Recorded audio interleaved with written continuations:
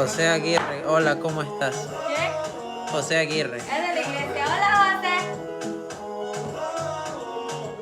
¿qué estás haciendo? ¿Qué estás preparando? Estamos. Amor, he prendido.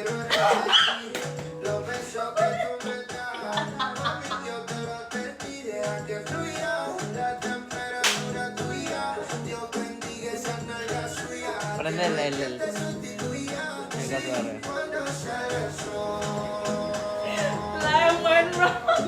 Ya se quedó la casa. Es que vos tenías prendido esto por mucho tiempo. ¿Qué pasa? Por lo menos va a quedar grabado.